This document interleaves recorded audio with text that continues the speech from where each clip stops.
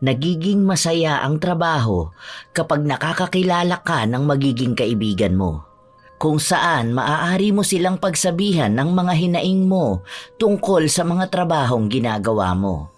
Sa unang trabahong napasukan ni Erica, doon niya nakilala sina Joanna at Jonel, ang mga naging kaibigan at sandigan niya sa trabaho. Pero habang tumatagal, doon niya nakikita ang katotohanan na hindi lahat ng nagiging kaibigan mo ay magiging tunay nga sa'yo. Hindi maiiwasan ang inggitan, lalo na kung may isang aangat ang posisyon. Dahil din sa sama ng loob at sipsipan sa trabaho ay maraming napapahamak. Sa desperasyong maangkin ang posisyon, may taong kailangang pabagsakin gamit ang itim na kapangyarihan. Ngunit makakatulong nga ba ito para makamtan ang hinahangad na tagumpay o tanging lagim lang ang lalaganap? Bali yan yung mga kailangan mong matapos ngayong linggo. Magtanong ka lang sa amin kapag may hindi ka maintindihan. Mabait naman kami rito, hindi naman kami nangangagat. Salamat po. Ito po kasi yung first job ko kaya medyo nangangapa po ako. Pero naiintindihan ko naman po yung mga tinuro nyo sa akin. Medyo nalilito lang po ako sa iba, pero sige po, magtatanong po ako. Okay lang yan. Lahat naman tayo nagsimula sa walang alam hanggang sa makabisado mo rin yan. Basta gawin mo lang yung mga tinuro ko. Tapos may iba kasing files dyan na nagawa na nung pinalitan mo eh. Medyo magulo lang kasi alam mo na, hindi naman sa sinisiraan ko siya ha. Pero medyo bobo kasi yun. Hindi niya maintindihan ang instructions. Tapos nung pinagalitan namin dahil pati trabaho namin nadadamay na. Ayun, nagalit. Tapos biglang nag-awol. Sana magtagal ka rin dito para naman maging magaan ang mga trabaho natin. Huwag kang mag-alala para tayong isang pamilya rito. Oo nga, Erica. Basta kapag may mga katanungan ka, pwede ka naman dumiretso sa akin. Kahit itanong mo pa kung single ako, isasagot ko agad sa'yo na oo. Nagtawanan sila matapos itong sabihin ni Jonel. Tumayo rin siya para lapitan ang dalawang katrabahong nag-uusap. Hoy, tama ka na, Jonel. Lahat na lang ng bago gusto mong pormahan. Mag-iingat ka dyan, babaero yan. Masyadong mabulaklak ang mga salita niyan. Akala mo naman kung sinong pogi. Oh, bakit? Pogi naman ako, di ba? Aminin mo na, puging-pugi ka sa akin nung unang pasok mo rito. Kunwari ka pa eh. Ang kapal talaga ng mukha mo. Basta wag mong bigyan ng trauma ang bago ha. Baka bigla yan mag-resign. Basta tandaan mo, Erica, huwag kang papadala sa mga salita nito ha. Matinik yan sa lahat ng chicks. Opo, salamat po rito. Sige po, sisimulan ko na po ang trabaho ko. Umalis ka na dyan, Jonel. Hayaan mo siyang magtrabaho. Marami ka ring tambak kaya huwag ka namang gulo dyan. Oo na, madam. Ito na, aalis na. Good luck, be. Basta kung may mga katanungan ka, tanong ka lang sa akin ha. Ito ang unang araw ni Erica sa trabaho bilang isang admin assistant. Nakakaramdam pa siya ng kaba dahil natatakot siya na magkaroon siya ng pagkakamali, pero ginawa niya pa rin ang lahat ng makakaya niya. May mga tinatanong siya sa mga katrabaho niya na nasasagot naman kaagad.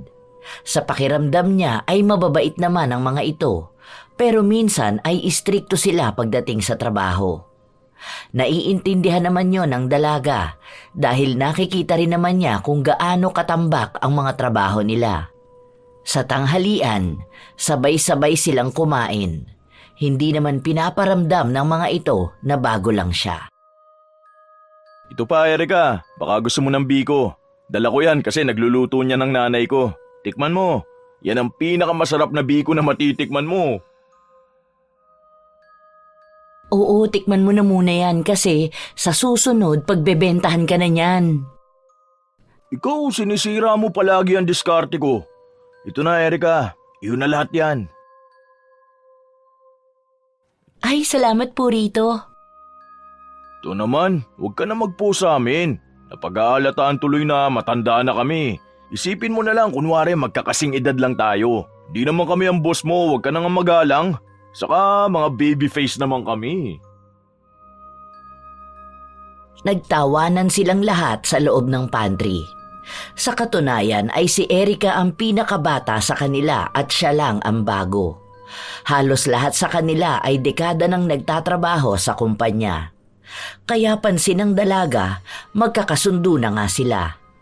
Ito ang klase ng lugar na gusto niyang mapuntahan kung saan hindi siya makakaramdam ng stress sa mga kasamahan niya dahil pare-pareha silang magkakasundo at nagtutulungan. Sa paglipas ng mga araw, nakakabisado na ni Erica ang trabaho niya.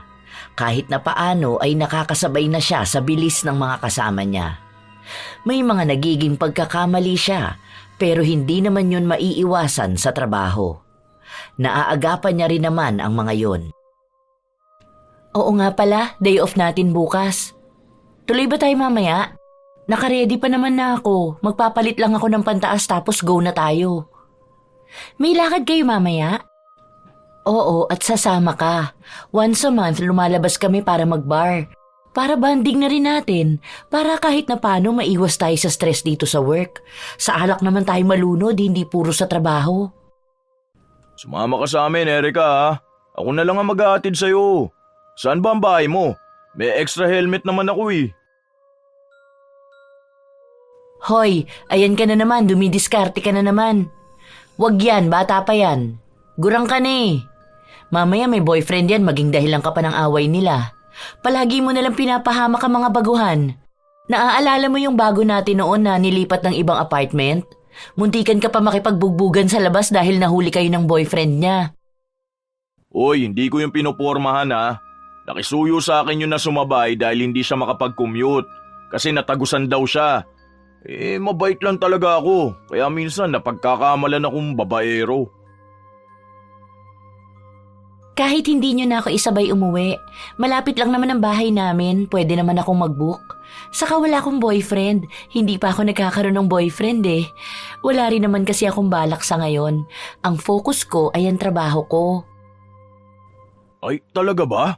Sa ganda mong yan?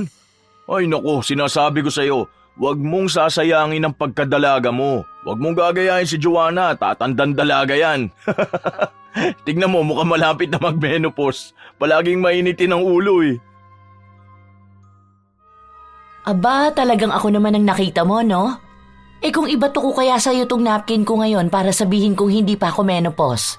Saka hindi ako tatandang dalaga, magkakaroon pa ako ng asawa, no? Habang nag-aasara ng mga katrabaho niya, natatawa na lang si Erica. Madalas niya kasing naririnig ang dalawa na nagtatalo at nag-aasaran. Pagsapit ng gabi, lumabas sila at nagpunta sa bar. Si Jonel ang nanlibre sa kanila para naman daw yon sa pag-welcome nila sa bagong empleyado. Doon ay nakita ni Erica ang iba't ibang side ng mga katrabaho niya. Kung ano ang ikinaseryoso nila sa office, yun naman ang ikinakulit nila sa labas. Nakakaramdam siya ng tuwa, ni hindi na nga niya napapansin na magkakaiba sila ng edad dahil parang mga kabataang nagpapakasaya sa buhay ang mga ito. Nakaupo lang si Erica sa isang gilid habang ang ibang mga katrabaho nila ay nagsasayawan na sa gitna. Dalawa sila ni Joanna na naiwan doon. Ganito po ba talaga kayo palagi? Sabi na nga na huwag ka na magpo. Hindi naman masyadong nagkakalayo ang mga edad natin. Pero oo, ganito talaga kami kasi nga gusto naming sa alak naman kami malunod, hindi puro sa trabaho. Yung iba hindi sumasama sa amin kasi nga may mga asawa at anak na. Yung iba naman, ewan baka ayaw nila kaming kasama. Yung iba kasi sa mga katrabaho natin, mga KJ. Pero hayaan mo na sila, basta tayo rito magkakaibigan. Oh, eto pa alak. Bakit yan lang ang iniinom mo? Hindi pa naman ubos. Kukuha na lang ako mamaya. Ang saya pala ng ganito, no? Nagkaroon pa ako ng mga kaibigan na makakasama ko sa ganito. Pero totoo ba na wala pa kayong asawa? Pero may anak na kayo. Muntikan ko pa maibuga yung iniinom ko. Oo, wala pa akong asawa at mas lalong wala pa akong anak. Hindi ko pa kasi feel magkaroon ng pamilya. Saka alam mo na, medyo mahirap ang buhay ngayon. Pero sana nga, sa mga susunod na taon magpakasal na ako. Sa ngayon kasi wala pa akong boyfriend. Ang akala ko nga nung unang pasok ko, si Jonel ang boyfriend mo. Kasi ang sweet nyo tingnan eh. Tapos binibilang ka pa niya ng pagkain kapag gusto mo. Wala ba kayong something? May asawa na ba yan si Jonel?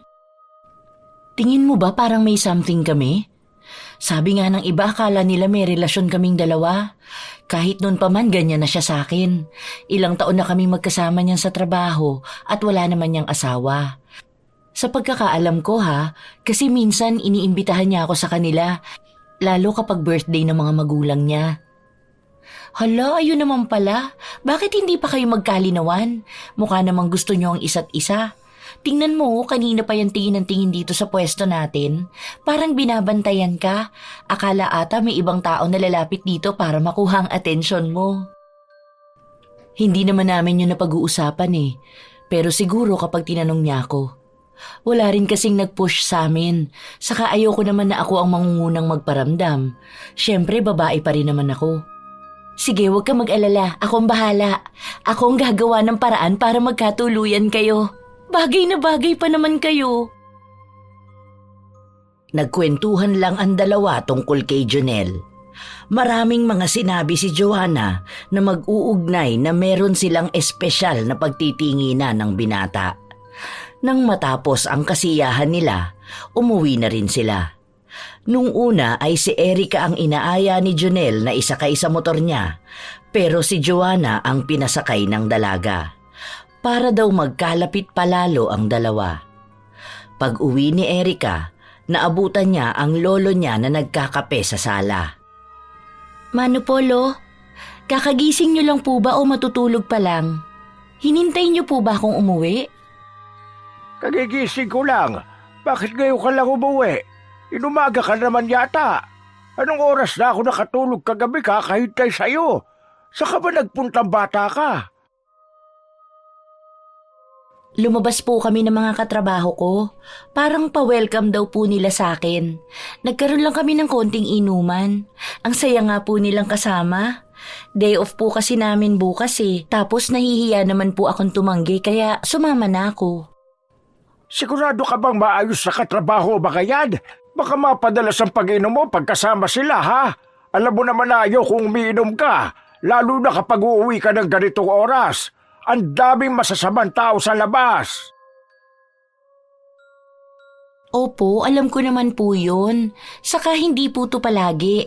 Ang sabi nila once a month lang naman daw po. Para lang daw po hindi kami ganun ka-stress sa work.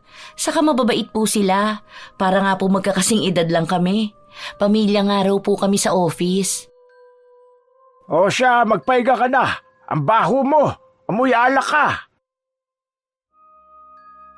Maliligo muna po ako bago matulog. Sige po, pasok na po ako sa kwarto ko. Medyo pasuray-suray pa sa paglalakad si Erica habang papasok siya sa kanyang kwarto. Dalawa lang sila ng lolo niya na magkasama dahil ito na rin ang nagpalaki sa kanya simula nang iwan siya ng mga magulang niya at bumuo ng kani-kanilang pamilya. Sa paglipas ng mga linggo, doon na mas nararamdaman ni Erica ang hirap ng trabaho. Nagpatong-patong na ang mga kailangan niyang tapusin. Paminsan-minsan pa ay napapagalitan na siya ng mga nakatataas sa kanya. Pinipilit niya namang tatagan pa ang loob dahil gusto niya ang trabaho niya. Bakit ka naman nakasimangot, Erica? Ang aga-aga pa. O ito, magkape ka nga muna. Nakabusangot ka na agad dyan Gusto mo ba ng donut? Ibibili kita sa baba. Hindi na, wag na. Salamat din dito sa kape.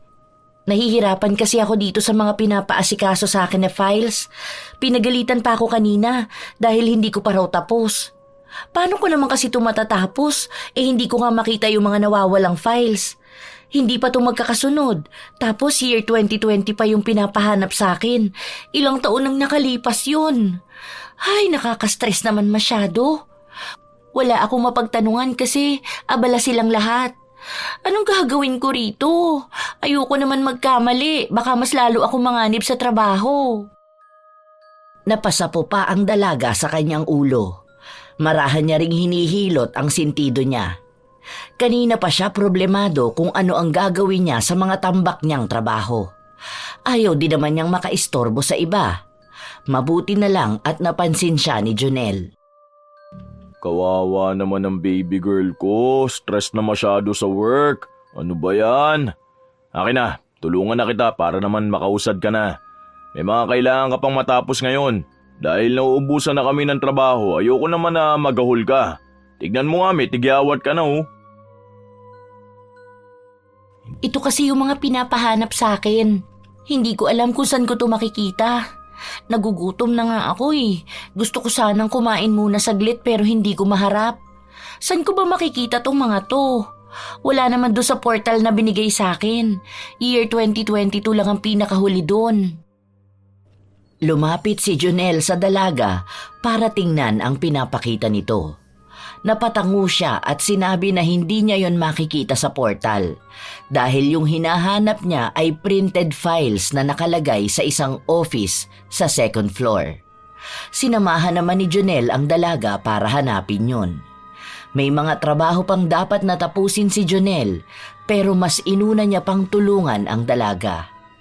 Noong sinabi ni Erica na hayaan na lang siya, sinabi ng binata na mabilis lang naman siyang magtrabaho kaya matatapos niya rin yon kaagad.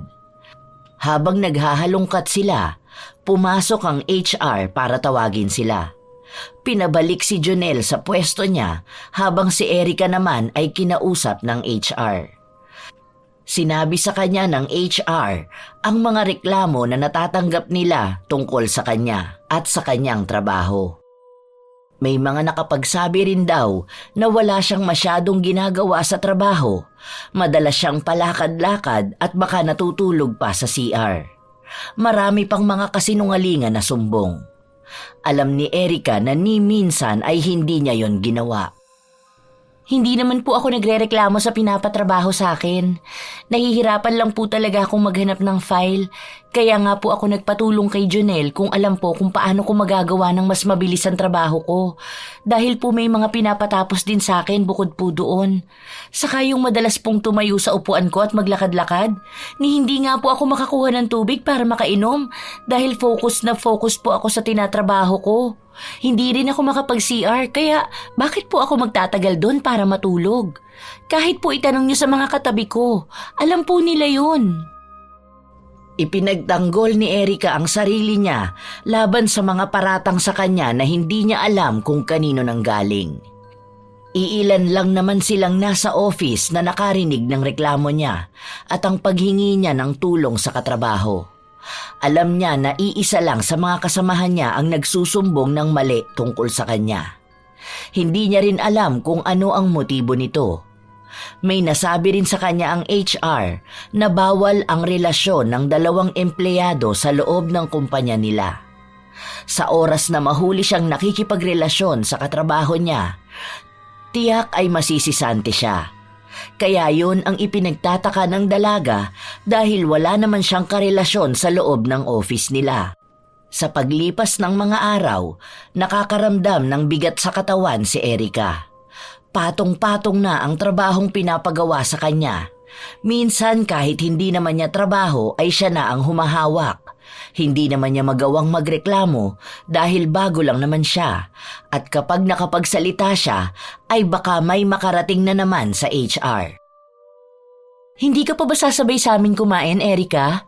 Mamaya mo na kaya gawin yan. Baka bigla ka na lang mahimatay dyan, ha? Hindi na muna ako kakain. Kailangan ko pang tapusin to dahil baka mapagalitan na naman ako. Sige na, kumain na muna kayo. Try ko na lang saglitin kumain mamaya kapag nakaluwag-luwag na ako sa oras. Di na yan, mamaya na yan. Kumain na muna tayo. Tutulungan na lang kitang matapos yung iba mamaya. Di mo naman kasi trabaho yan eh. Bakit ikaw ang sumasalo niyan? Yang binibigay sa yung trabaho, daig pang pantatlong empleyado. Hindi sila mag-hire ng bago para hindi ka matambakan ng ganyan. Pati pagkain mo, napapabayaan mo na. Kapag break time. Wala naman silang pakialam sa'yo kapag nagkasakit ka eh. Tara na. Noong una ay tumanggi pa si Erica sa pag-aya sa kanya. Pero sa huli ay napilit pa rin siya ni Jonel. Nagmamadaling kumain si Erica dahil nawawalan siya ng gana sa tuwing iniisip niya na ang dami niyang tambak na trabaho. Katulad ng sinabi ng binata, tinulungan siya nitong matapos ang iba niyang trabaho. Kaya malaki ang pasalamat niya kay Jonel. Ilang araw pa nang sumapit ang Lunes, nagkaroon sila ng meeting. Wala mang direktang pangalan na sinabi, pero pakiramdam ni Erica ay siya ang pinagsasabihan ng manager nila noong sabihin nito na kung hindi nila kaya ang pinapatrabaho at panay reklamo, dapat ay mag-resign na sila. Huwag din daw iasa sa tulong ng ibang katrabaho nila ang dapat sila ang gumagawa. Siya lang naman ang naaalala niya na nagpatulong kay Jonel sa mga tambak niyang trabaho. Sa mga sumunod na araw, puro na lang sakit ng ulo sa tambak na trabaho at halos araw-araw na parinig sa kanya sa meeting ang bit-bit ni Erica. Halos sumabog na ang ulo niya sa sobrang sakit. Ayos ka lang ba, Erica? Hindi nga eh. Ang sakit na ng ulo ko. Hindi ko na alam ang gagawin ko. Bakit ba palagi na lang akong pinapagalitan? Ginagawa ko naman ang best ko at bago lang naman ako. Siguro naman ayos lang ng mga paa ko, di ba? Nahihirapan na ako sa ginagawa kong trabaho tapos may mga pagbibintang pa sa akin na hindi naman totoo. Hindi na nga ako kumakain sa break time tapos sinasabi na chill-chill lang daw ako rito. Kota na ako sa pagpapatawag ng HR dahil dun. Hayaan mo na, kasama talaga sa trabaho natin ang pressure. Alam ko naman na kapag nakaya mo yan, magiging madali na lang yan sa'yo. Huwag ka lang susuko. Parte talaga ng buhay natin yan. Pabayaan mo na rin ang mga toxic na katrabaho natin. Mga walang magawa sa buhay ang mga yon, kaya ganyan sila sa'yo. Salamat Medyo nabibigla lang kasi ako sa mga nangyayari. Hindi ko pa alam ang iba rito. Pero kapag nagtatanong naman sa kanila, hindi naman nila ako sinasagot. Tapos kapag nagtuturo sila, ang bilis nila magsalita. Tapos gusto nila masundan ko na kaagad. Naiiyak na ako. Ano ba yan? Halika nga rito. Ano ba yung kailangan mong malaman? Tingnan ko, baka sakaling alam ko yan. Kanino ba yung files? Kay Ma'am Castro ba to? Dun sa marketing department? Oo kasi may mga pinapa-input siya sa akin na galing sa portal pero hindi ko naman alam kung paano gawin. Nahihirapan pa ako sa mga keywords na gamit nila. Malayo kasi to sa work natin eh. Bakit hawak mo pati inventory at marketing? Dapat dito lang sa atin ang ginagawa mo. Akin na, try mong ganito ang gawin ha. Hindi ko sure kung tama to, pero ito kasi ang nakikita kong ginagawa nila Samantha. Ayan, gumana. Try mo nga.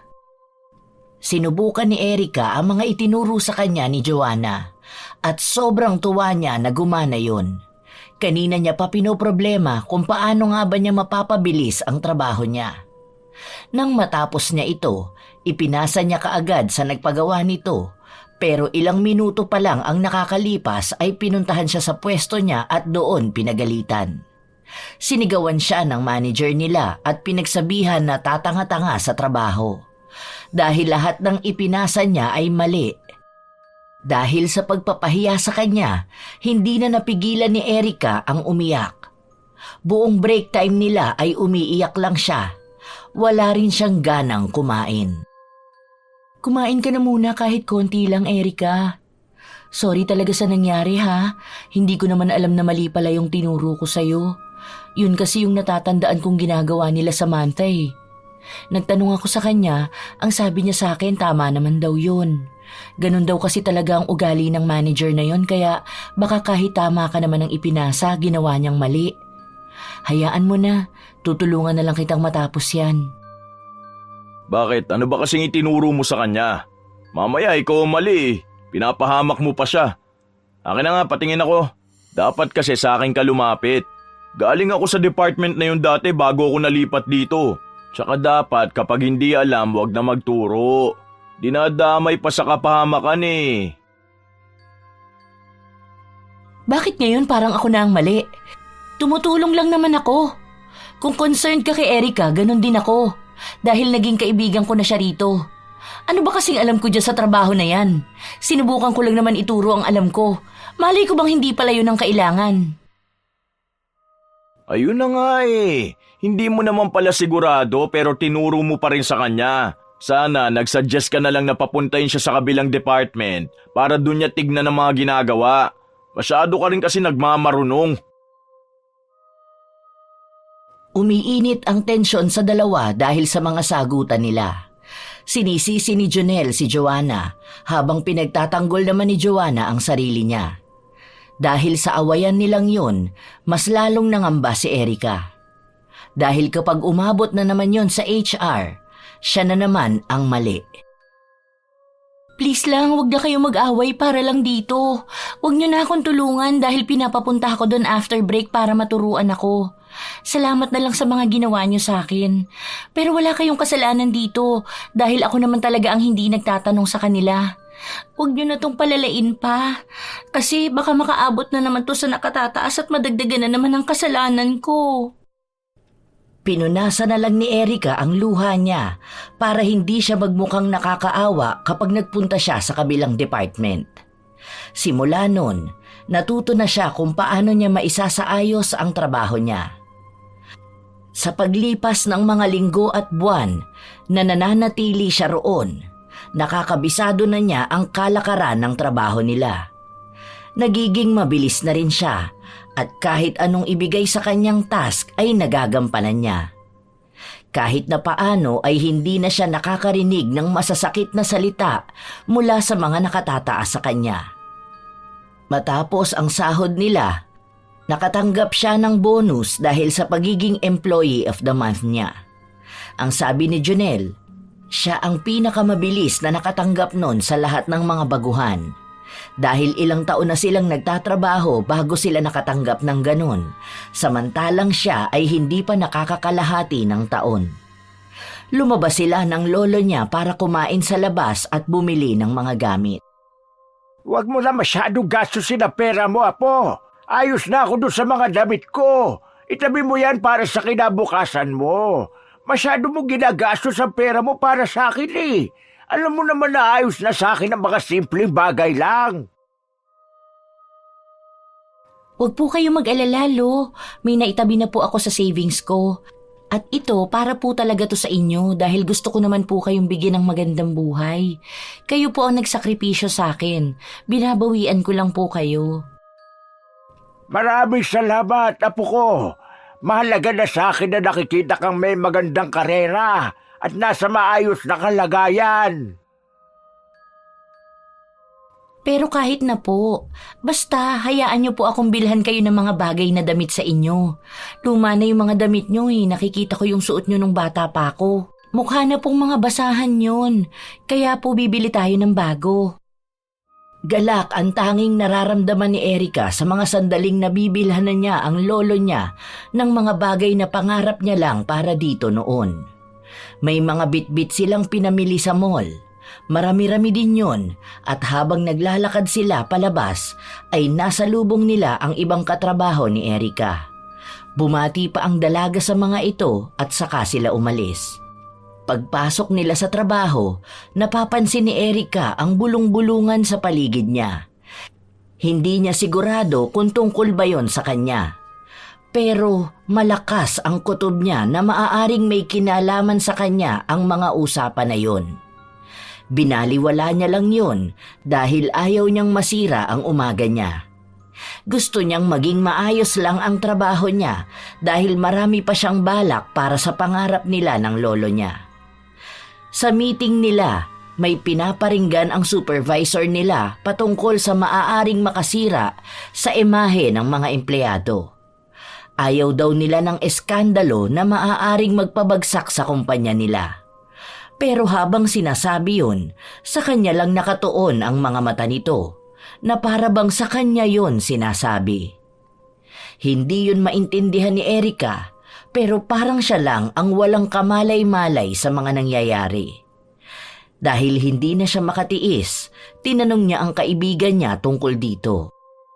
Ano yung sinasabi kanina sa meeting? Hindi ko kasi maintindihan. Bakit masisira ang imahe ng kumpanya? Bakit? May mga naninira ba sa social media? O mga chismis tungkol dito? Sorry, hindi ko kasi gets. May nababalita kasi na may isang empleyado raw na napawok. Alam mo naman kung gaano ka-sensitive tong company natin.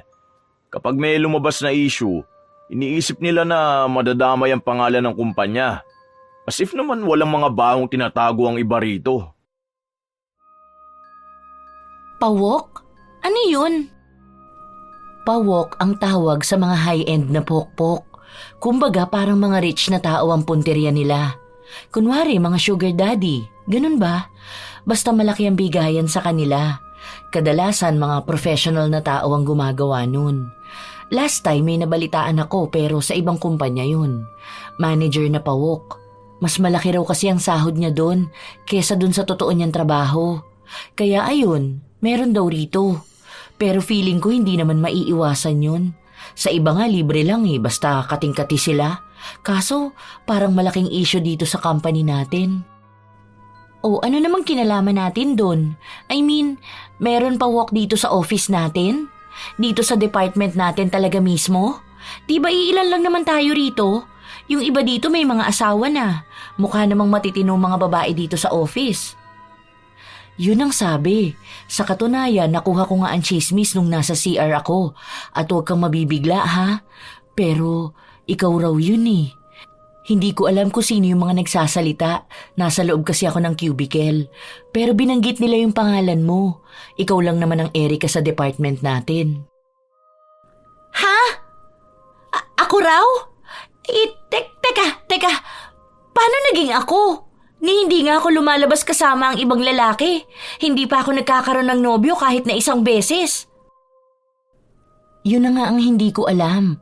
Saka may mali rin Sana kinausap ka na lang muna nila bago sila nagdadakdak sa harapan ng maraming tao. Wala man silang pangalan na binitawan pero malaking epekto pa rin yun para pag-usapan. Ewan ko ba? Naiinis nga ako. Oh, talagang si Erica pa ang pinagbintangan nila? Ang kapal ng mukha naman ngayon Sino yung mga yun? Sinong naninira dito kay Erica? Paulit-ulit nyo siya sinisiraan Ano, mga inggitera na ba kayo? Malaman ko lang talaga kung sinong naninira sa kanya sasabog yung uso nyo. Huwag lang tayong magpapang-abot sa labas dahil magkakaalaman talaga tayo. Hindi nagsalita si Erica dahil doon niya napagtanto na kaya pala nagbubulungan ng mga tao kapag dumadaan siya ay tungkol pala sa kanya ang usapan. Hindi siya nakapagtrabaho ng maayos kakaisip sa mga balitang natanggap niya. Naging tahimik din siya kahit napilit siyang pinapatawa ni Jonel. Ang naaalala lang ni Erica ay lumabas sila ng lolo niya. Tapos inisipan na kaagad siya ng masama ng mga taong nakakita sa kanya. Ni hindi man lang hiningi ang paliwanag niya ukol doon. Mas inuna pang husgahan ang pagkatao niya kaysa alamin ang katotohanan. Naging malaki ang epekto nito sa trabaho niya dahil sa araw-araw na pumapasok siya, palagi siyang pinaparinggan ng mga tao. Para bang walang handang makinig sa kanya at alamin ang buong katotohanan. Uy, tahimik ka na naman dyan. Huwag mong pagpapapansinin ng mga maritas na yan. Basta kami, alam namin ang totoo. Mga malisyoso yung mga yan Kasi hahanap at hahanap lang sila ng ikasisira mo. Paano ba naman? Ikaw ang pinakamagaling dito sa trabaho. Hindi mo maiiwasan na may taong maiinggit sa naabot mo ngayon. Mas mabuti pa na sumama ka sa amin mamaya. Lalabas tayo, di ba? Huwag ka magpaka-stress sa kanila. Hindi sila ang bumubuhay sa'yo. Mas ikakatuwa pa nila kapag nakikita nilang apektado ka. Show them na unbothered ka. Mga tsaka naman ang pagmumukha nila. Baka naman sa Monday may bago na namang issue na lalabas sa akin.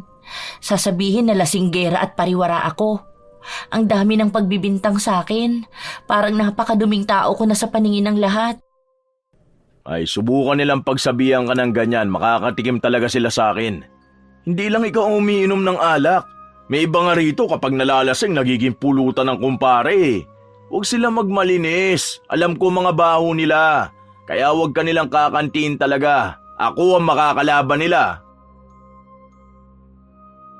Sinasadya ni Jonel na lakasan ang boses niya para malaman ng mga nakakarinig na hindi siya natatakot sa mga maling balitang inilalabas nila tungkol kay Erica.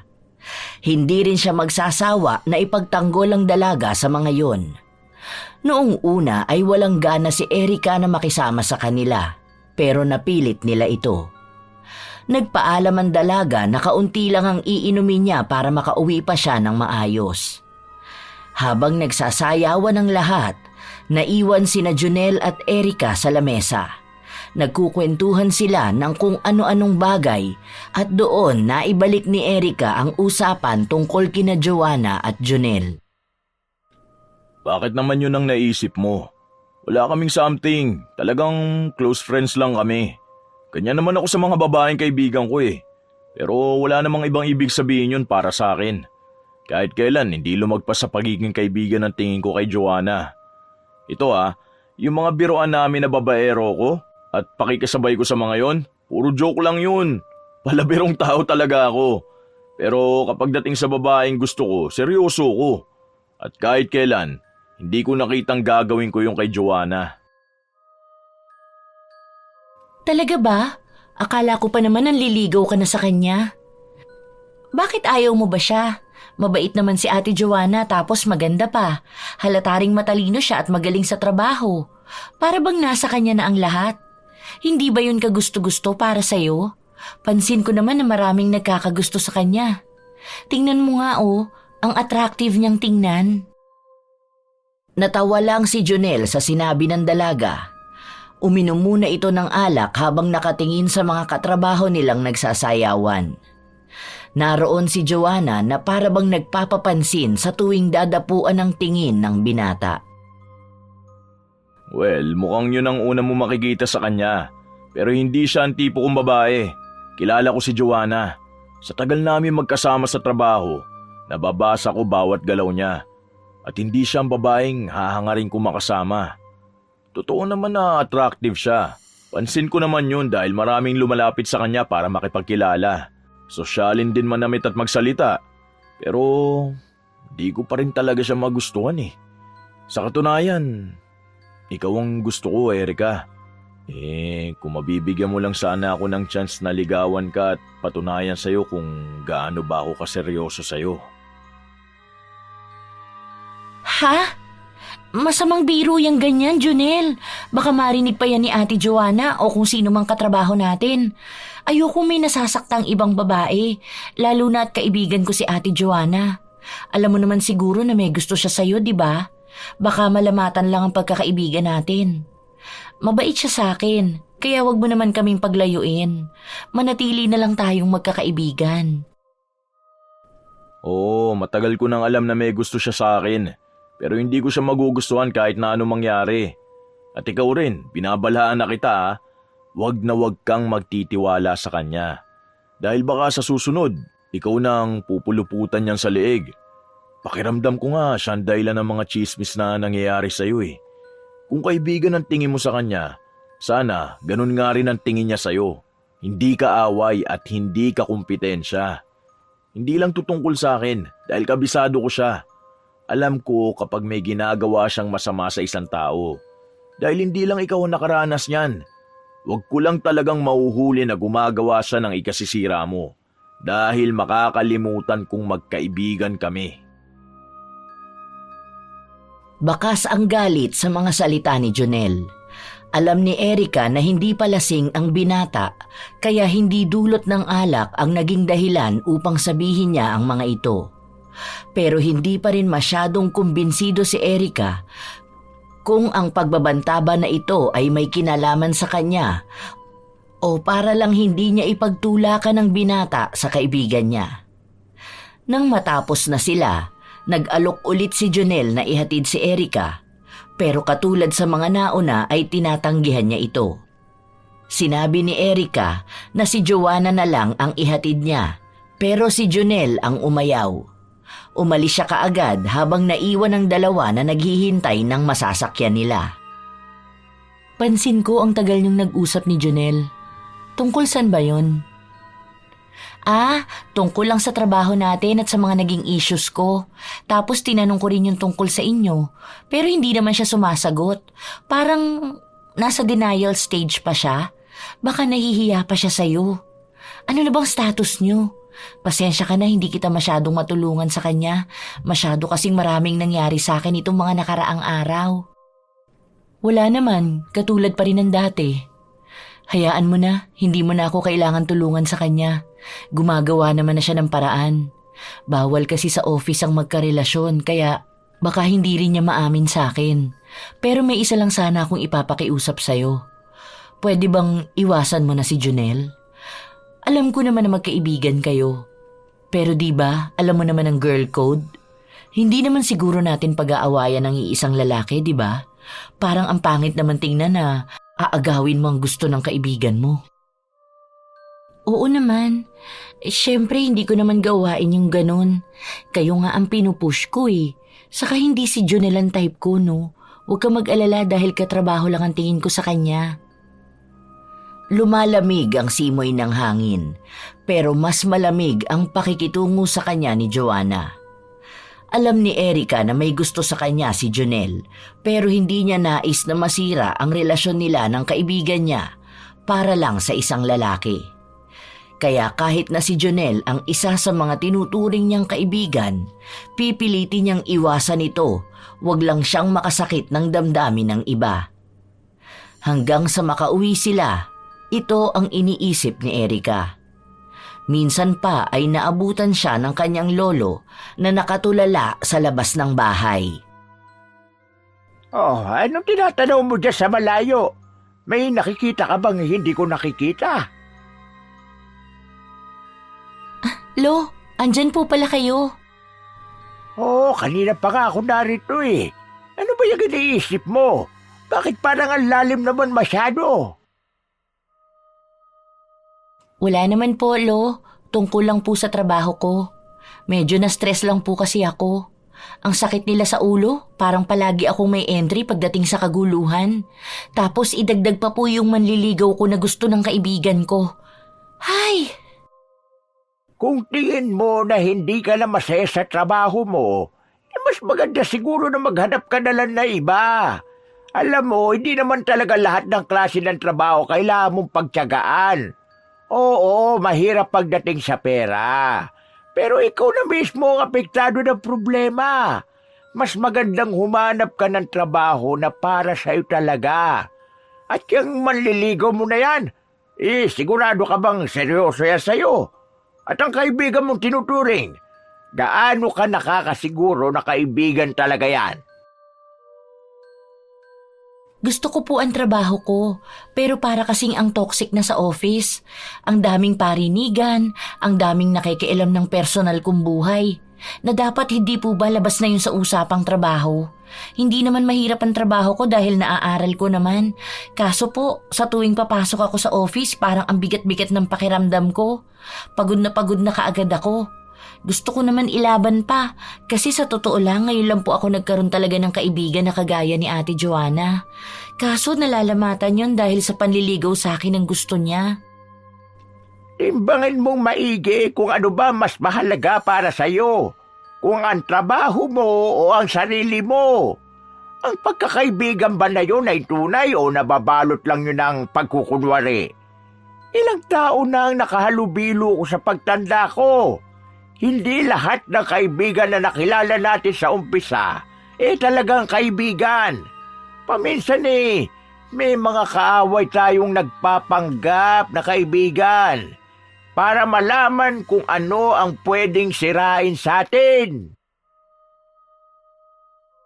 Sa mga naging payo sa kanya ng kanyang lolo, doon lang tila nagkaroon ng kaliwanagan sa utak ni Erica.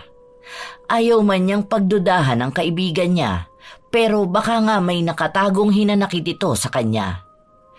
Sa paglipas ng mga araw, nakakaramdam ng kakaiba si Erica tungkol sa kung paano makitungo sa kanya si Joanna. Minsan ay hindi siya nito pinapansin. Minsan naman ay dikit na dikit ito sa kanya at maraming tinatanong tungkol sa buhay niya. Habang si Junel naman ay walang nagbabago sa pakikitungo sa kanya. Nagugulo lalo ang trabaho ng dalaga dahil sa samut-saring kaganapan sa office nila. Isang beses ay pinatawag siya ng supervisor nila para kausapin. Hello po, ma'am. Magandang araw po. Pinapatawag niyo raw po ako? May nagawa po ba akong mali sa trabaho ko? Sa totoo lang ay nakakaramdam ng kaba sa dibdib ang dalaga.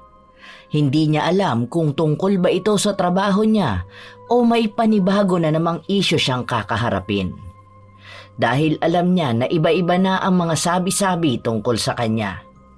Pero wala sa mga yon ang sinabi sa kanya ng supervisor niya. Magandang balita ito tungkol sa trabaho niya. Dahil nakikita raw ng boss ang maganda niyang performance, maaari daw tumaas ang posisyon niya sa trabaho. Labis ang tuwang nararamdaman ng dalaga. Halos gusto na niyang ipagsigawan ang magandang balita. Kaya nang lumabas siya ng opisina ng supervisor nila, meron siyang malawak na ngiti. Pagtataka naman ang mababaka sa mga kasama niya. Are pa, ngiting-ngiti yan? Ano nangyari? Akala ko iiyak ka na naman eh. May maganda akong balita. Alam niyo ba na mapopromote ako? Ang sabi sa akin natuwa raw ang boss sa ganda ng performance ko. At kahit na bago lang daw ako, maaari daw maibigay sa akin ng supervisor position sa marketing department. Ibig sabihin daw, lilipat na ako ng office before end of the year. Talaga ba? Wow, congrats! Alam ko naman na makukuha mo talaga yan eh. Paano masyado mong ginagalingan sa trabaho? Iba talaga ang baby girl ko. Dapat may celebration tayo niyan. Ha? Ay hala, teka. So kung lilipat ka na ng office, hindi na tayo magkikita niyan? Pero okay lang din. Basta mapunta lang sa iyong posisyon. Deserve mo naman yan eh. Parang si Jonel lang ang masaya para kay Erica. Dahil sa mukha pa lang ni Joanna, bakas na ang inis sa kanya. Ni hindi siya nakitang ngumiti sa buong araw na yon. Hindi rin niya pinansin si Erica na para bang hangin lang ito sa harapan niya. Dahil maging si Jonel ay napapansin yon, mas lalo niyang inaasar si Joanna.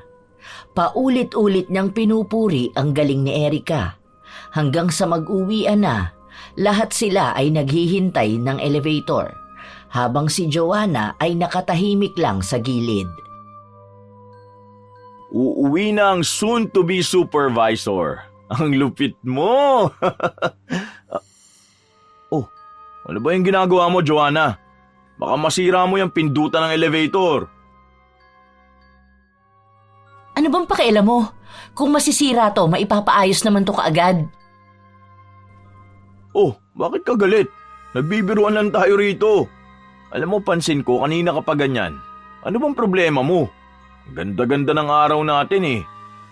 Hindi ka ba masaya sa ibinalita ni Erica sa atin? Anong masaya ron?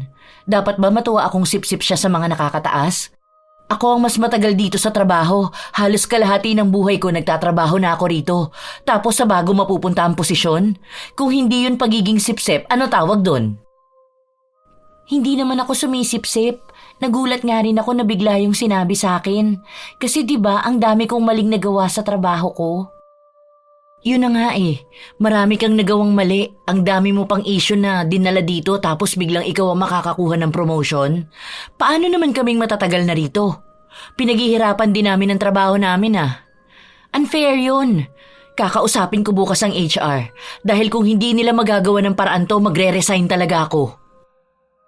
Oh, bakit parang kasalanan pa ni Erica na siyang mas magaling kaysa sayo? Wala sa tagal yan. Nasa performance. Ano kung mas matagal ka pero mas makupad ka pa sa baguhan? Ang dami mong maling ipinapasang report kaya bumababa ang performance ng team natin hanggang sa dumating si Erica. Tapos magrereklamo ka? Kung pagalingan lang naman ang usapan, baka nasa hulihan ka. Huwag mo idadahilan ng pagre-resign mo. Kahit umalis ka ngayon, walang pakialam sa iyong kumpanya. Hindi ka kawalan. Saka, huwag mo siyang pagsasabihan na siyang sip-sip. Baka nakakalimutan mong ilan ang nag-resign at na-terminate dahil sa pagiging sip-sip mo sa HR. Sige, magkampihan kayong dalawa. Ayan, ngayon palang kumakapit at sumisip-sip ka na sa kanya, ni hindi pa nga siya sigurado na sa kanya mapupunta ang posisyon. Bahala nga kayo riyan. Inirapan pa ni Joanna ang kaibigan niya bago siya bumaba ng elevator. Simula nang sabihin niyo ni Joanna, hindi na sila nagkausap pang dalawa. Kahit naayain siya ni Erica na sabay na silang kumain, ay hindi siya nito pinapansin. Pinagsasabihan naman siya ni Jonel. Kaya ngayon ay dalawa na silang hindi kinakausap ni Joanna. Hindi niya matanggap ang katotohanan na mas malaki ang chance na mapunta kay Erica ang posisyon kaysa sa kanya. Sa paglipas ng mga araw, nagpapatuloy na lang ang dalaga sa pagtatrabaho niya at ang naiwan niyang kaibigan ay si Jonel na lang. Isang beses pa ay pinatawag si Erica ng HR nila para sabihin sa kanya na mabibigyan siya ng memo dahil sa mga nauna niyang pagkakamali sa trabaho. Makakaltasan din siya ng sahod. Dahil dito ay umapila ang dalaga dahil wala naman siyang natanggap na reklamo nung mga nakaraan. Ang mga pagkakamali na tinutukoy ng HR ay noong bago pa lang siya sa trabaho. Nagsumbong si Erica sa supervisor nila at ipinagtanggol naman siya nito. Sinabi pa sa HR na kung ipagpipilitan niya ang gusto niyang gawin kay Erica, ang boss na nila mismo ang makakausap niya.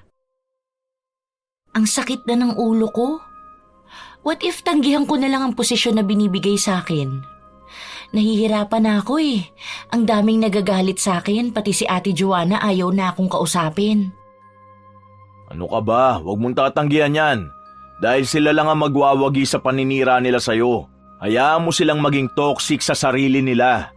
Basta ikaw nagtatrabaho ka na maayos.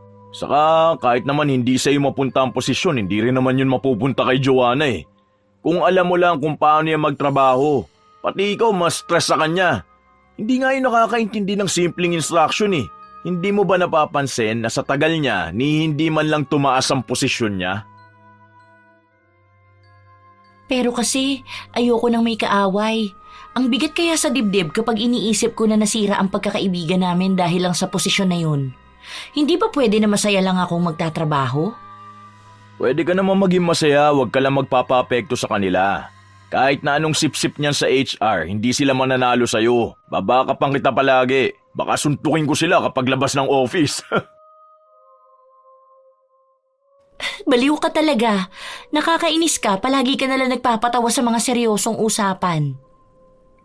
Nagtatawa na ng dalawa na mas kinainis ni Joanna. Hindi niya maatim na makitang masaya si Erica habang siya ay nagdurusa at nanliliit sa sarili niya. Habang lumilipas ang mga buwan, hindi na naaapektuhan si Erica sa mga naririnig niyang balita tungkol sa kanya. Ang alam niya lang ay masaya siya sa pagtatrabaho at kasama niya si Jonel na siyang tunay niyang kakampi. Dumating na ang araw kung saan nakuha niya ang posisyon. Mas lalong nangitim sa galit si Joanna dahil kahit anong gawin niyang paninira sa dating kaibigan, nakamtan pa rin ito ang tagumpay. So masaya ka na niyan ngayon. Naagaw mo na sa akin si Jonel, nakuha mo pa ang posisyon na para sa akin. Ibang klase ka rin, no? Ang akala ko pa naman mukha kang santa sa kabaitan.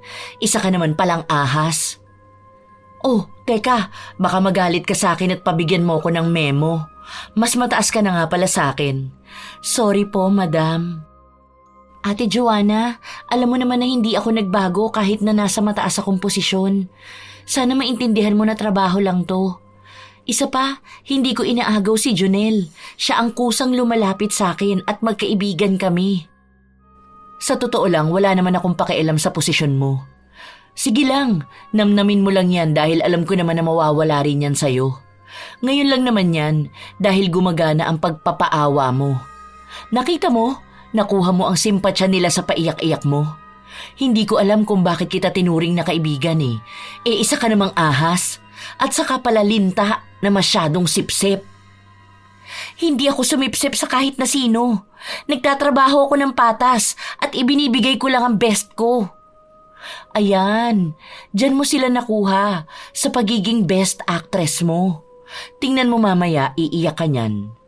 Sayang ang effort ko na ibunyag sa lahat ang baho mo. Mas magaling ka palang kumuha ng loob nila. Oo, tama ka.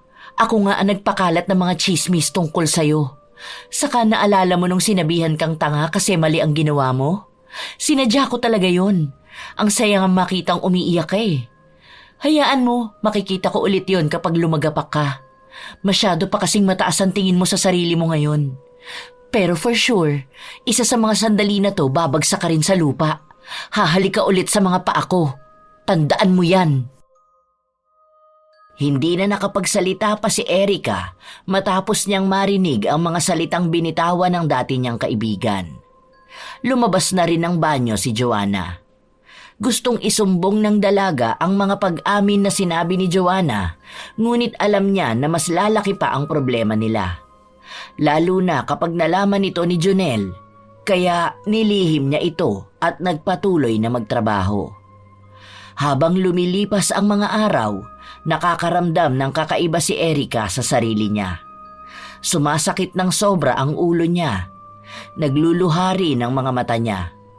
Tuwing titingin siya sa harap ng computer, wala siyang gaanong maaninag. Bakit ba ang sakit ng ulo ko? Maaga naman ako nakatulog kanina. Tapos pati paningin ko hindi pa maayos. Ano ba naman to? Kung kailan pa naman ang dami kong hinahabol na report. Kahit sa paglipas ng mga oras na pinapahinga ni Erica ang mga mata niya, walang nagbabago. Lumalabo ito at sa tuwing tatagal siyang nakatingin ay grabe ang pananakit ng kanyang ulo. Hanggang sa natapos ang araw, hindi man lang niya nakalahati ang trabaho niya. Nagpaiwan siya para mag-overtime dahil kailangan niyang matapos ang dapat niyang gawin. Kasama naman niya si Jonel na naghihintay sa kanya na makauwi. Ah! Ano ba to? Ang sakit ng ulo ko! Ah! Napahawak siya sa ulo niya at napasandal sa kinauupuan niya. Hindi na rin tumitigil ang mga mata niya na umagos ang luha. Sa katunayan, humahapdi rin ang mga mata niya sa tuwing masasanggian ito ng luha. Hindi na niya maipaliwanag ang samut-saring sakit na nararamdaman niya. Tara na, Erica. Iuwi na kita para naman makapagpahinga ka. Baka naman nagkakasakit ka na sa kakatrabaho mo. Mag-file ka kaya muna ng leave para makapagpa-check up ka. Hindi pwede. Alam mong kakapromote lang sa akin at ang daming trabahong nakatambak. Kaya ko to. Magiging okay din ako. Magiging okay ka kapag nagpahinga ka talaga. Hindi yung pinipilit mo sarili mo magtrabaho. Tignan mo ngayon, sa sobrang sakit ng ulo mo, hindi mo na alam ang gagawin. Noong una ay ayaw pa ni Erica na umuwi dahil inaalala niya ang trabaho niya, pero wala na siyang nagawa nang ilabas siya ni Jonel. Ang binata ang nag-uwi sa kanya sa bahay nila. Sinabi rin niya sa lolo ni Erica ang naramdaman niya sa trabaho kanina. Pagpasok daw kasi ni Erica, ganun na ang nararamdaman niya. Kaya ang lolo na lang daw niya ang magpayo sa kanya na magpadoktor na muna at magpaalam sa trabaho. Pero hindi rin yun pinakinggan ni Erica. Pumapasok pa rin siya sa trabaho kahit na sobrang sama ng pakiramdam niya. Iniinuman niya ng gamot pero hindi natatanggal. Sa halip ay mas lalo pa itong lumalala hanggang sa naaapektuhan na ang trabaho niya. Wala na siyang natatapos na report at madalas siyang umuuwi ng maaga. Dahil doon, napilitan ang supervisor na ibaba siya ng posisyon. Bumalik siya sa dati nilang opisina. Oh, bumalik ka rito, madam. Ano nangyayari? Ayan na nga bang sinasabi ko kapag masyadong naggagaling-galingan sa trabaho eh. Bakit kasi pinipili nila ang mga taong hindi deserving sa posisyon? Tigilan mo na nga si Erica, Joanna. Hindi na nga maganda ang kalagayan niya, parang tuwan-tuwa ka pa. Magpaalam ka na muna na maaga kang uuwi ngayon, Erica. Sasamahan na kita sa doktor. Talagang sasamahan mo pa siya? Ay, ibang klase ang pagiging espesyal ng babae na yan para sa'yo. Oo, matagal na siyang espesyal sa akin, hindi kagaya mo. Kaya pwede ba tigilan mo na siya? Kung gusto mo, ayun, sa'yo na ang posisyon na binitiwan niya. Mukhang yun naman talaga ang habol mo, matagal na eh. Di mo lang makuha dahil hindi mo deserve. Tama na yan, Junel. Huwag na kayong mag-away. Sakit ng ulo ko.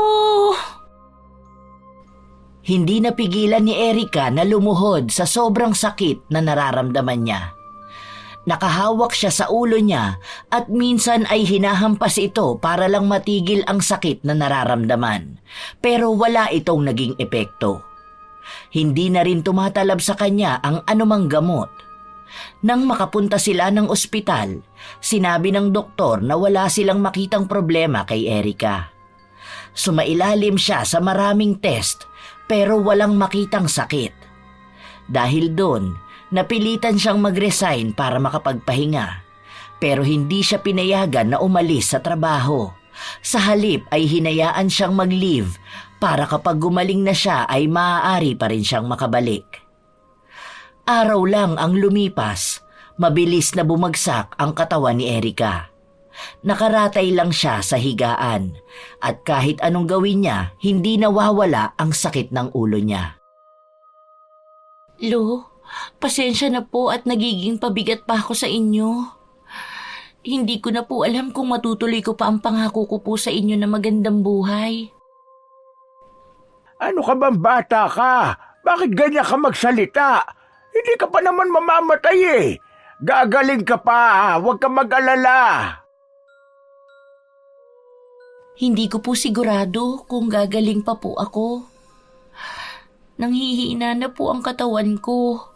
Hindi ko na po kaya. Sa katunayan po, gusto ko na pong sumuko para hindi na rin po tayo mahirapang dalawa.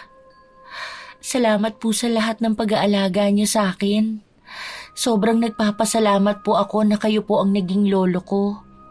Pero kung isang araw po na hindi na ako gigising, gusto ko pong maging maayos kayo palagi. May ipon po ako para po yun sa inyo. Dahil kapag nawala na po ako, ayoko pong maghirap kayo. Hindi ka mawawala, apo ko. Magagawa natin to ng paraan. Alam ko na may kumukulam sa'yo. Hintayin mo lang ang gagawin ko. Dahil inuunti-unti kong labanan yun. Ibabalik ko ng doble ng sumpa sa nagbigay niyan sa'yo. Huwag ka na mag-alala, apo ko.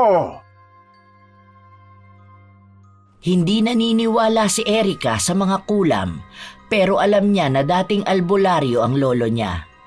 Naaalala niya pa noon na may mga taong nagpupunta sa bahay nila para magpagamot dito. Pero matagal na ring tumigil ang lolo niya. Una pa lang sinasabi na sa kanya na may taong gumagawa ng masama sa kanya. Pero dahil matagal nang hindi naggagamot ang lolo niya, nahihirapan itong makisabay sa pakikipaglaban. Ipinangako naman ni Lolo Baste na hindi siya titigil hanggat hindi gumagaling ang apo niya at hindi nababalikan ng sumpa ang gumawa sa kanya nito. Sa paglipas ng mga araw, nagpapatuloy si Lolo Baste sa mga ritual na ginagawa niya. Doon niya napansin na nagiging maayos na si Erika. Nanunumbalik na ang lakas niya, ngunit kailangan niya pa ring magpahinga. Habang nagpapagaling ang dalaga, palagi rin siyang dinadalaw ni Junel. Nagdadala ito ng pagkain para sa kanila ng lolo niya. Ipinapakita niya na seryoso ang nararamdaman niya para rito. May good news ako sa'yo. Alam mo ba na sa akin ang punta ang posisyon mo? Ako na ang bagong supervisor. Tapos ayun, si Joanna, nang gagalaiti na naman sa galit. Halos araw-araw ba naman galit kapag nakikita ako? Pinagmumura na siguro ako nun sa utak niya. Pero sorry siya dahil mas magaling ako sa kanya. Hindi na umuubra ang pagiging sip-sip niya. Kaya mo, kapag balik mo sa trabaho, panigurado akong makakakuha ka na naman ng magandang posisyon. Inaantay ka na nga ni boss eh. Nakakatuwa naman na na-promote ka na. Deserve mo naman talaga yun. Sana maging maayos din si Ate Joanna kasi parang lahat na lang ng tao kinukumpetensya niya. Hindi ko alam kung kailan ako babalik. Ang alam ko lang, nagiging maayos na ang pakiramdam ko. Ang galing, no? Mabuti naman at gumagaling ka na. Anong ginawa mo? Kasi di ba walang gamot na pwede sa'yo kasi wala namang makita ang mga doktor na problema sa'yo? Nag-try na tayo kung may cancer ka ba sa utak o may problema man lang, pero wala naman silang makita. Dahil may kumulam sa apo ko. Base sa nakita ko, malakas namang kukulam ang nakuha niya dahil pinapalakas din ang kapangyarihan ng galit at inggit. Pero wag na kayong mag-alala dahil naibalik ko na sa kanila ang sumpa. Hindi na nila matatakasan yun. Lahat ng naranasan ng apo ko ay mararanasan nila ng doble. Namangha si Junel nang malaman niyang albularyo ang lolo ni Erika. Pero pakiramdam niyang si Joanna ang dahilan ng pangungulam. Ito lang ang may motibo dahil sa galit niya sa mga tinatamasa ni Erika. Sa paglipas ng mga linggo, nakabalik na sa trabaho si Erika, kung saan naging maayos na ulit ang takbo ng buhay niya. Bakit nandito ka? Buhay ka pa pala? Oo, Ate Joanna. Medyo natagalan lang ang pagpapagaling ko pero ngayon okay na ako. Pinapabalik na rin kasi ako sa trabaho. Bakit gumaling ka pa? Hindi ba dapat nilalamon ka na ng kamatayan ngayon? Anong ginawa mo, ha? Hindi ba dapat ako ang nagtatanong sa'yo kung anong maaaring ginawa mo sa akin? So alam mo na pala. Well, yun naman dapat ang mangyari sa'yo dahil mang-aagaw ka. Una, nilandi mo si Junel para magkagusto siya sa'yo. Traidor kang kaibigan. Tapos, gusto mo pa akong agawan ng posisyon. Dapat sa akin yun eh. Pero sa'yo lang napupunta lahat. Dapat namatay ka na lang para hindi ka na nakabalik pa rito. Alam mong wala akong ginawang masama sa'yo. Naging mabuting katrabaho at tunay na kaibigan ako sa'yo. Kaya hindi ko maintindihan bakit kailangang umabot pa sa pagpapakula mo sa akin. Ang daming pangarap ang maaaring mawala sa akin kung nagtagumpay ka. Yun nga ang gusto kong mangyari. Ang mawala sa'yo ang lahat. Tandaan mo, ngayon nakaligtas ka pero sisiguraduhin ko sa'yong sa susunod na gagawin ko sa'yo, hindi ka na makakabangon pa. Tuluyan kang lalamunin ng kamatayan. Bitbit yung ilusyon mong ikaw ang mas magaling sa akin. Matapos itong sabihin ni Joanna, ay umalis siya sa harapan ng dalaga. Ayaw ni Erika na magalit dahil mas inaalala niya ang maaaring mangyari sa dating kaibigan dahil sa pagkampi nito sa kadiliman. Habang lumilipas ang mga araw, kapansin-pansin ang pagiging magagalitin ni Joanna. Kahit na saan sila magkasalubong ni Erika, ay minumura niya ito, lalo pa nang nalaman niya na sinagot na nito si Junel at pinayagan ng management ang relasyon nila basta hindi ito makakaapekto sa trabaho nila. Buisit naman! Ano ba itong mga binibigay niyong trabaho sa akin? Mga walang kwenta! Ano, Erika? Di ba ikaw ang humahawak nito? Bakit sa akin mo ito ipapatrabaho? Hindi ko na kasi mahahawakan yan. Lilipat na ako ng ibang department saka aakyat ako ng 15th floor. Doon na ang magiging office ko. Hindi lang naman ikaw ang binigyan ko ng trabaho dahil lahat naman kayo. Hinati-hati ko lang. Mas kaunti nga lang yang sayo at yan pa yung mas madali. Leche, wala akong pakialam. Hindi ko gagawin yung trabaho na yan. Huwag yung dagdagan ang ginagawa ko. Masyado kang mayabang dahil lang sa tumaas ang posisyon mo. Hindi naman mababago na isa ka lang batang baguhan. Akala mo naman hindi mawawala sa iyo yung posisyon mo na yan? Maghintay ka lang talaga. Huwag mo akong tinatakot, Ate Joanna. Lahat to may kinalaman sa trabaho.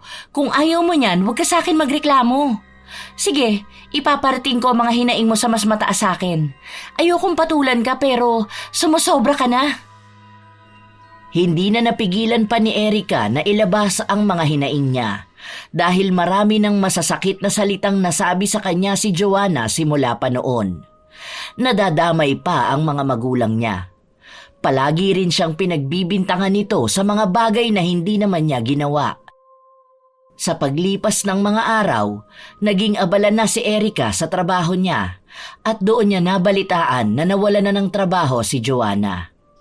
Dahil sa dami nitong mga nakakaaway sa opisina nila at ilang araw din itong hindi pumasok dahil sa sakit. Simula noon ay wala na silang ibang naging balita pa sa kanya.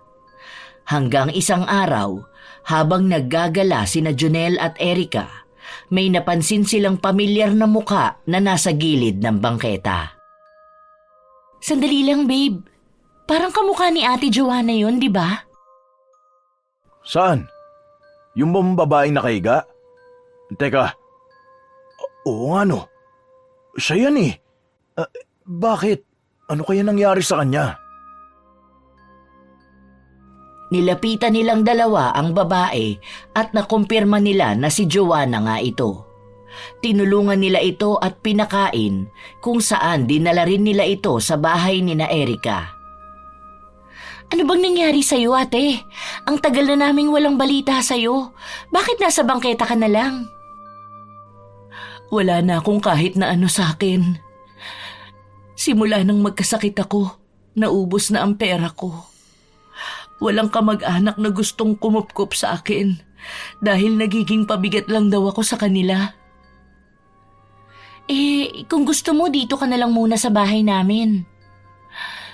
Wag na, salamat na lang. Nakakahiya naman dahil sa dami ng mga kasalanang nagawa ko sa'yo noon. Maraming salamat nga pala sa mga naitulong niyo sa akin ngayon.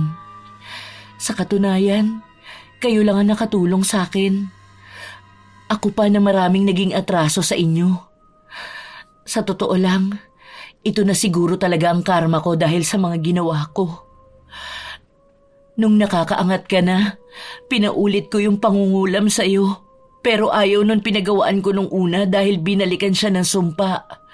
Hindi ako nakinig sa kanya nung binalaan niya ako, kaya lumapit ako sa iba. Pero sa halip na sa inyo mapunta, sa akin tumalab. Hindi ko akalain na mas malala pala ang mararanasan ko.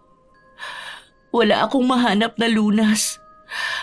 Wala akong kahit sinong matakbuhan.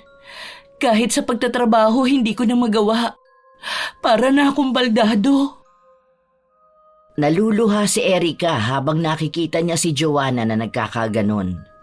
Bakas niya ang paghihirap dito dahil ang dating ganda at malusog nitong pangangatawan ay bumagsak. Kinausap ni Erica ang lolo niya para pagalingin si Joanna, pero tumanggi si Lolo Baste na gawin yon. Sige na po, Lo. Maawa na po kayo kay Ate Joanna. Nakikita ko naman po ang pagsisisi sa kanya eh. Bigyan po natin siya ng isa pang pagkakataon para po makapagbago. Hindi ko na kayang gawin yun dahil siya naman ang pumili niyan. Kahit na anong pagsisisi niya, wala na siyang mababawi. Dahil alam na niya yan simula pa nung una. Pumayag siya sa kasunduan noong nagpakulam siya. Alam niya na kapag bumalik sa kanya ang sumpa, wala na itong lunas pa. Opo, alam ko na yun nung una pa lang. Pumayag ako dahil hindi ko inakala na babalik talaga sa akin. Yun ang pagkakamali ko. At kahit na magsisi pa ako, wala na akong pagkakataon pa na makalaya rito. Kaya maraming salamat pa rin sa inyo, Erica. Dahil kahit na naging masama ako sa'yo, hindi nagbago ang pagiging mabuti mo. Gusto ko lang talagang humingi ng tawad sa'yo bago ko umalis at magpakalayo-layo. Para kahit dito wala akong bitbit na mabigat sa puso ko. Alam ko na mahirap akong mapatawad. Pero sana, bigyan mo ng puwang ang puso mo. Huwag ka nang mag-alala, Ate Joanna. Hindi ako nagtanim ng galit sa'yo. Pasensya ka na rin dahil wala akong magawa para mapagaling ka. Pero sana makatulong pa rin ako sa mga pangangailangan mo. Dahil kahit na paano, naging magkaibigan din naman tayo. Pinapatawad na kita at ang hiling ko lang sana ay maging malaking aral na sa'yo ang mga nangyaring ito. Mahigpit na yakap ang ibinahagi ni Erica sa dating kaibigan. Nakakaramdam siya ng awa, kaya nag-alok siya ng tulong pinansyal dito, pero tumanggi na si Joanna. Gusto niyang magpakalayo-layo sa lahat. Ang mahalaga lang daw para sa kanya ay ang narinig niyang pinatawad na siya ni Erica. Alam niya na hindi lang si Erica ang nagawa niya ng masama dahil ilang mga pangarap na rin ang nasira niya dahil lang sa inggit. Ngayon na sa kanya na ang nawala, lubos niyang nauunawaan ang hirap. Naging malaking aral ito sa kanilang lahat na kailanman hindi mananaig ang inggit at pagiging traidor. Hahain din sa kanila ang karma at kapag dumating yon, wala na silang magiging takas. Matapos ang kanilang naging usapan, hindi na nila nakita pang muli si Joanna. Nawalan sila ng balita kung ano na nga ba ang kalagayan nito, habang sina Jonel at Erica ay namuhay ng masaya at payapa.